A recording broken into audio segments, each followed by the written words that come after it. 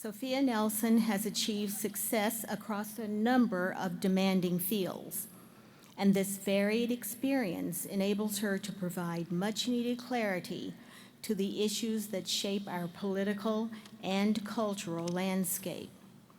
Ms. Nelson is an attorney who had a thriving legal practice at the international law firm of Holland and Knight. She broke new ground as the first African-American woman to serve as United States House of Representatives Republican Congressional Committee Investigative Counsel. But in 2008, she left the legal world to begin a new phase of her career as a journalist. She covered the historic Obama campaign and was White House correspondent for Jet magazine. After that, she contributed award-winning articles to publications including Essence, The Washington Post, The Wall Street Journal, and The Daily Beast. Ms. Nelson is also a highly regarded political commentator and thought leader, appearing regularly on MSNBC to share her unique insights on a host of topics related to the law, to politics, and to media. And the list goes on. She is also a widely read author. Her 2011 book, Black Woman Redefined: Dispelling Myths and Discovering Fulfillment in the Age of Michelle Obama, was nominated for the Pulitzer Prize. And her latest book is entitled E Pluribus One: Reclaiming Our Founders' Vision for a United America. We are so fortunate to have her with us today. Please give a warm welcome to Sophia Nelson.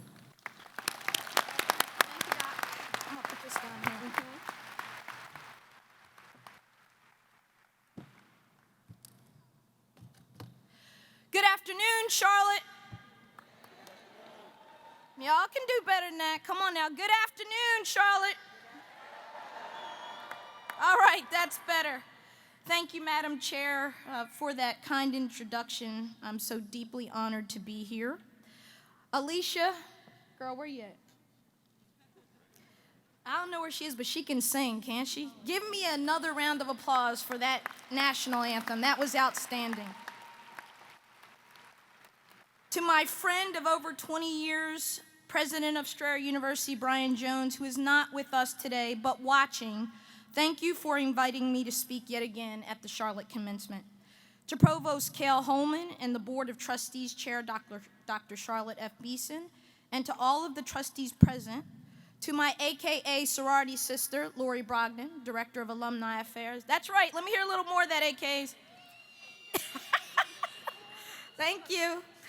To Dean Hannah Anderson Hughes, and last but not least, to the 2019 graduating class of Strayer University, and to your proud families, I say it is my honor to be your commencement speaker today.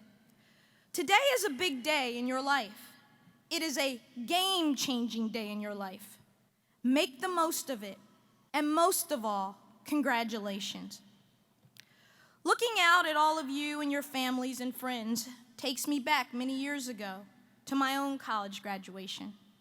But unlike me, who graduated college when I was 21 years of age and law school at 26 years of age, the median age of Strayer graduates is between 35 and 45 years of age. You are majority female, very diverse. You have already begun living your lives. You work. Many of you are married or single parents. You have families of your own, mortgages. You are helping care for aging parents.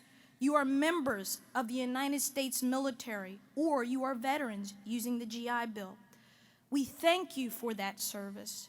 You graduates here today took the road less traveled by, and for that, we salute you. Many, if not most of you, undertook the pursuit of obtaining your degree while balancing family, work, and finances. You made the sacrifice when it would have been easier to save your money and settle for an easier dream. You are a special class of graduates indeed, because you did what many only dream of. You went back to school, and you are graduating today with your associate's, your bachelor's, or your master's degree. That is why I am deeply humbled to be addressing you today. A Strayer graduate is unique because Strayer offers a second chance for you to have a better life. Let me say this at the outset. This will not be your traditional college commencement address. I want to offer you some straight talk today. Our nation is in a time of deep distress and division. And I want to charge you all here today, as you leave here fresh with your new degrees and new financial opportunities and careers, to make a choice. Make a choice to live a life that lifts others as you yourself climb. Albert Einstein once summed it up like this: there are only two ways to live your life. One is though nothing is a miracle, and the other is as if everything is a miracle. That is where I would like to begin today. Graduates, the title of your 2019 commencement address is The Miracle of Choice. Let me be clear, standing here at my age and from this position now, life is 100% about the choices we make. So choose things in your life, graduates, that bring you peace, things that make you happy, people that love you and who are there for you.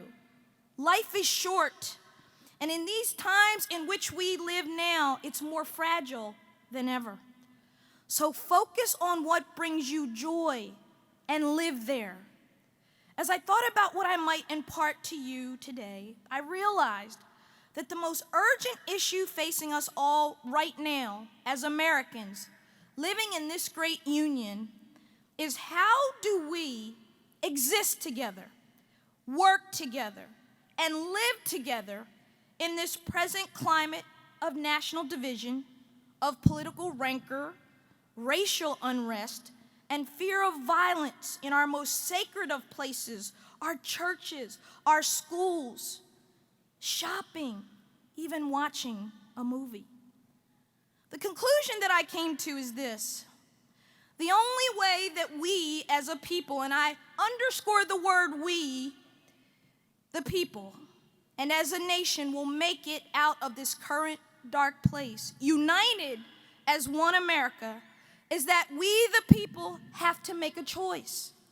We have to choose our better angels over our darker impulses. We will have to choose love over hate. We will have to choose liberty over tyranny. We will have to choose our founding motto, E pluribus unum, out of many, one. Graduates, all of life is about choices. Everyone we love, everything we desire, everything we do, every goal we chase, all rest on the power of choice. Let me say this in case you haven't been watching the same news I am. We are operating in a different America. Demographic shifts are causing discomfort and dis-ease, disruption even. America will be a majority-minority nation in just a decade or more. We must then find a way to exist with one another, to help one another, to lift one another as we ourselves climb beyond our gender, our race, our religion, and our creed. Let me be clear, I do not care what party you are in, whether you are liberal or conservative, Republican or Democrat. We are Americans first. What I care about is preparing you to be equipped, engaged, and informed citizens of the greatest republic ever on the face of the earth. But if we choose the wrong path in this moment of our history, future generations may never know the greatness of America. As President Lincoln said, quoting Jesus in Matthew 12, "A house divided against itself cannot stand." My fellow Americans, America is the story of us, of all of us. It is the story of dreamers, of risk takers and explorers, of natives and farmers, of patriots and immigrants, and yes, of slaves. In my home state of Virginia, we will commemorate this coming week 400 years since the arrival of the first slaves at Fort Comfort near Jamestown, Virginia, in August 1619. We all built America together.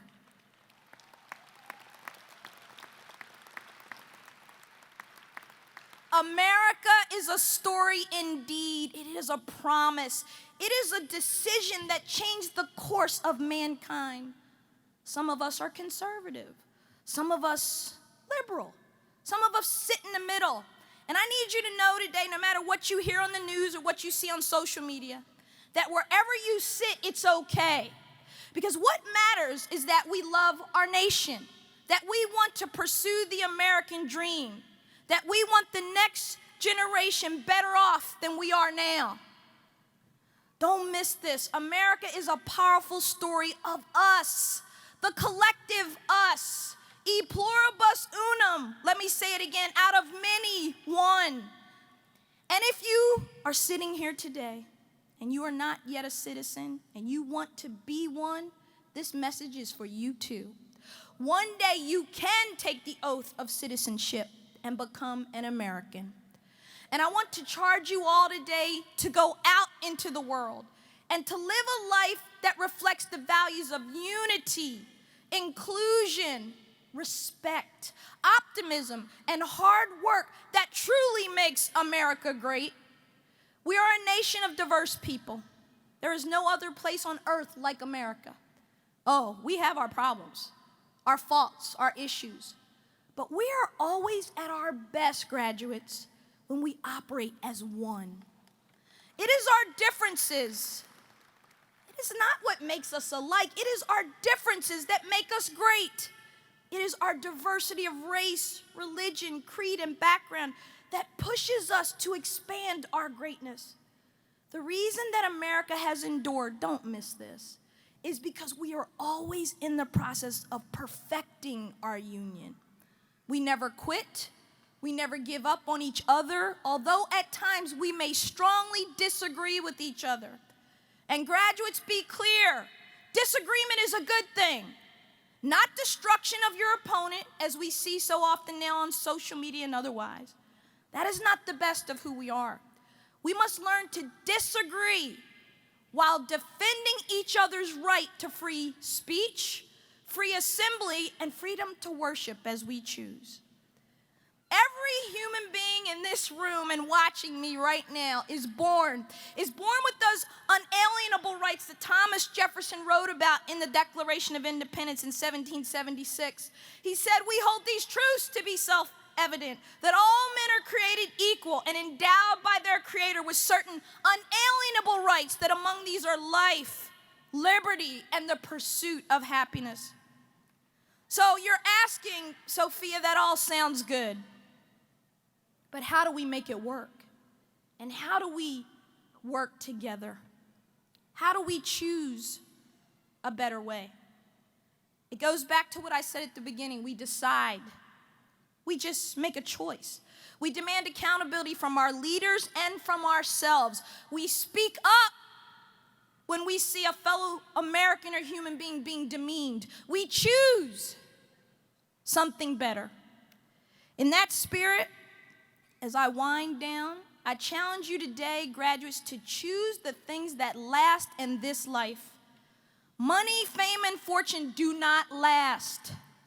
The things that last in life apply to us all. Male and female, black and white, young, middle-aged and older, Latino and Asian, Christian and Muslim, Jewish and Hindu. I put together a list of 7 quick things you need to choose for yourself as you start this new chapter in your life. I hope you will keep them in your heart and put them into practice both in the workplace and in your day-to-day lives. I want you to write these down. I want you to tweet them. I want you to post them. Use the hashtag StrayerGrad2019 and tag me at @IamSophia Nelson on Twitter. Okay, you ready? Let's go. Number 1. The number 1 thing that you need to choose for your life if you want to be truly successful is to be accountable. You are responsible for your choices in life. Nobody else, you. I want you to practice what I like to call the 3 C's. Consistency. Do what you say you're going to do. Character. Reputation, folks, is what people say you are. Character is who you are. So live every day as the person you are. 3, capacity. Now this one's important for people like yourselves who have balanced work and school and family. Capacity is a word that everybody in here needs to learn, because capacity is when you know how to raise your hand and say, I'm done. No. You do know no is a complete sentence, right? No. You need to learn when to say, I've had enough. Do not press things down and hold on to them, because if you do, they will literally make you sick.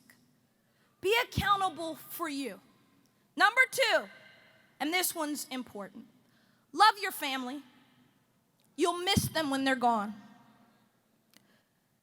This one will be the easiest and the hardest choice you ever make, because families can irritate us and do things to us that nobody else can. But they can also love us like nobody else will. Some of you today are first generation everything. You're also the first one in your family to break generational curses. Some of you didn't hear that. Let me say that again. Some of you are the first in your family to do everything, but some of you are the first to break generational curses. To the young people here today, hear me. Love your elders. Sit with them. Spend time with them. Learn from their wisdom. They know stuff. Honor them. You'll miss them when they're gone. Number 3, apologize quickly and forgive even quicker. Now, this one we all need to work on. Apology is the super glue of life. Haven't you ever noticed that even when you're not wrong, if you say, you know what, I'm sorry, my fault, it diffuses everything. Apology is the super glue of life. Forgiveness, however, is always harder. But let me say this, forgiveness frees you. Forgiveness is not for the person that wronged you. Forgiveness is for you. Forgiveness keeps your soul from growing bitter and dark. So simply this, apologize when you are wrong and forgive others when they are. Number 4, time. Time is the one thing you can never get back, ever. So choose not to waste your time on people and things that do not matter. What you focus on in life becomes your life. Put the work down 24/7. Talk to your kids. Date your spouse. Take that vacation or that trip to some place you want to see in the world. Live your life. Use your time and energy wisely. Number 5, this is one of my favorites. Have courageous conversations. My. Do we need this now more than ever in a world of unfriend, delete, block, ghost, ignore, texting versus talking, unkind Facebook posts, mean tweets? Let's be honest, folks. This current culture we live in is destroying our relationships, and it's tearing our country apart. It's time to talk again. It's time to choose to have the courage to talk.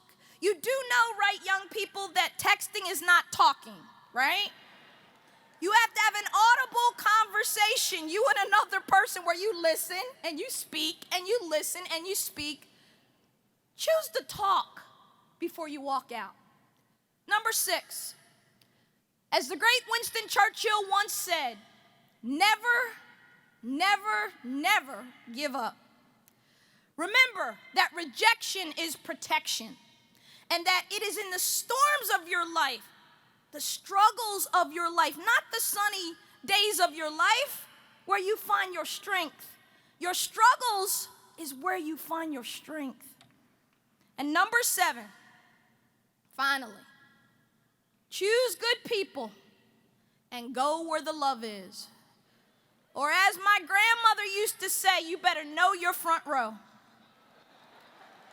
Now look, I've said a lot of stuff here, but I want you to remember this one. Because of all the things you're going to choose in your life, who you choose to be around, who you choose in your circle, who you choose to marry, who you choose to date, who you choose to be a part of your life is the single most important decision you make in your life. I'm going to tell you a story. It's in the Bible. It's one of my favorites. It's in Mark chapter 2. And it's a story about 4 friends. And you know this story. It's about a man who was born paralyzed his entire life. And he could not get up off a mat. He was stuck there. But somewhere along this man's life, he made some good friends. And these were good friends because his friends heard about this guy named Jesus. And they heard that he was in town. And they heard that he was at Peter's house. Always a party at Peter's house. They heard he was at Peter's house. So his friends came and got him. And the Bible says they picked him up. And the Bible says they carried him to Peter's house. Well, when they got to Peter's house, the line was long because everybody else heard that Jesus was in town too. And they couldn't get in. Now, some of your friends and some of my friends would have laid us down on the floor and said, I tried to carry you, but I couldn't get in, so good luck. That's not what these friends did. The Bible records that they picked him up, they carried him up the hill, and they cut a hole through Peter's roof. And they lowered him down, and he got his healing. What's my point? My point is this. You better get you some Mark chapter 2 friends. You better get some people in your life who are going to carry you up, and they'll be willing to cut a hole through a roof for you, lower you down, do whatever it takes to get you your healing. Those are the kind of friends and people we need to choose in our lives. Graduates, thank you for the honor of addressing you today. God bless you, God keep you, and God bless the United States of America. Thank you.